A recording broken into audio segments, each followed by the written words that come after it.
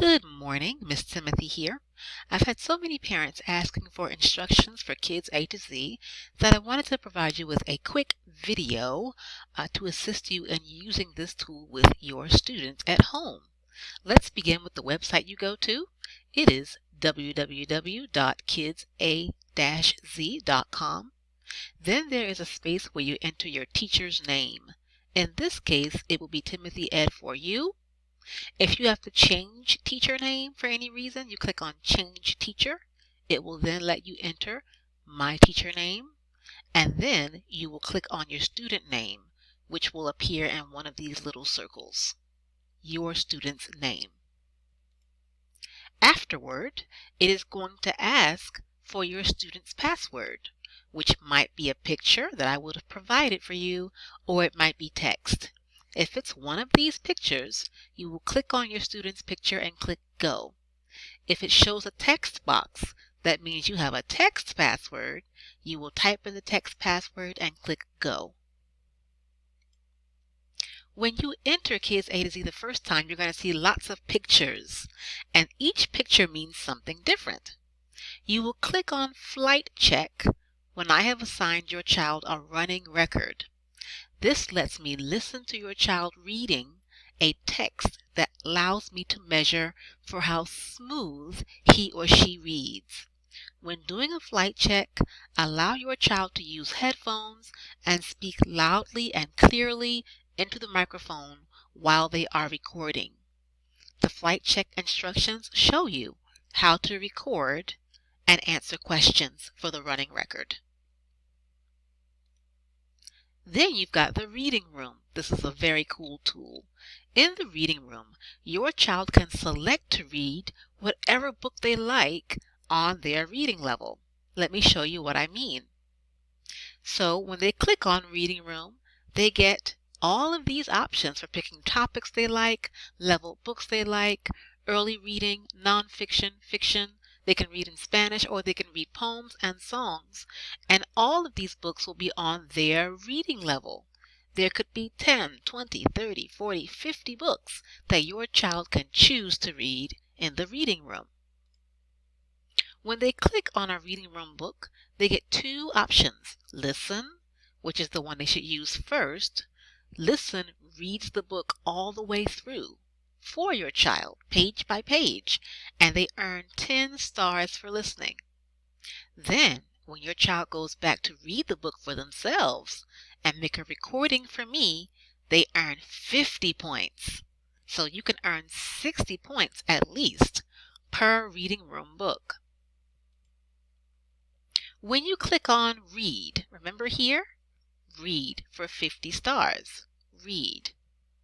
When you click on Read, before reading the book, your child should click on the little red microphone here, which is the recorder, and then take their time and read page by page.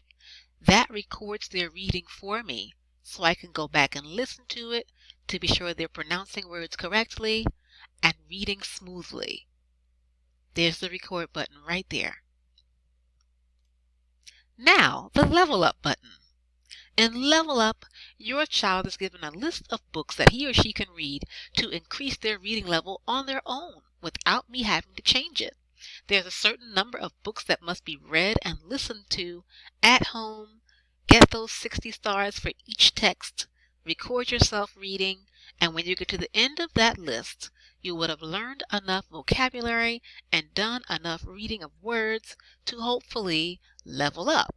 It's a challenge, but if your child is up to a challenge, it's worth taking, and the more practice that your child gets, the faster his or her reading will improve. So I encourage you to use the Level Up activity.